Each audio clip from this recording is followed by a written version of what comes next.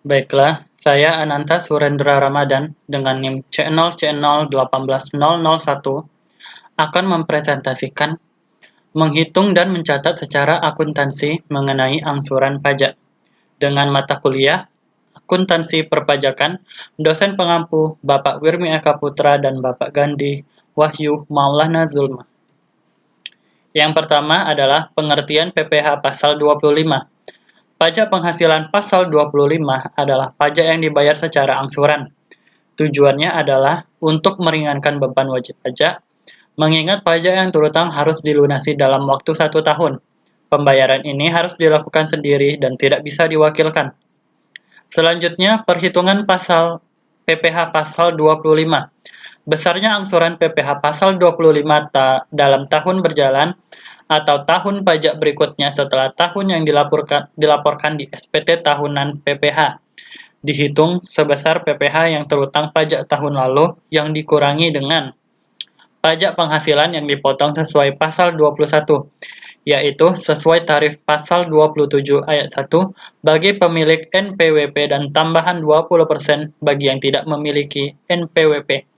Dan pasal 23, 15% berdasarkan dividen, bunga, royalti, dan hadiah, serta 2% berdasarkan sewa dan penghasilan lain serta imbalan jasa, serta pajak penghasilan yang dipungut sesuai pasal 22, pungutan 100% bagi yang tidak memiliki NPWP.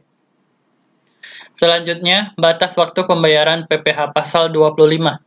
Jika batas waktu penyetoran jatuh pada hari libur, termasuk Sabtu, Minggu, hari libur nasional, dan pemilihan umum, maka pembayaran masih dapat dilakukan pada hari berikutnya, sesuai Pasal 3 Peraturan Menteri Keuangan Nomor 184-PMK.03-2007, yang kemudian diubah lagi sesuai Peraturan Menteri Keuangan Nomor 242-PMK.03-2014 tentang tata cara pembayaran dan penyetoran pajak. Selanjutnya, pengkreditan faktur pajak pemasukan.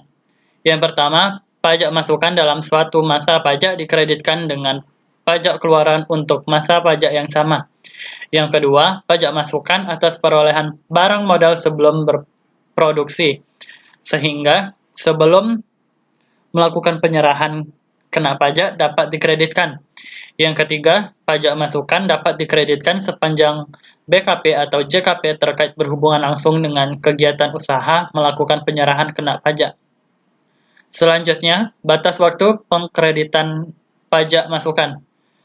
Dalam dunia usaha, tak jarang terjadi kesalahan administrasi yang sering dilakukan tidak sengaja.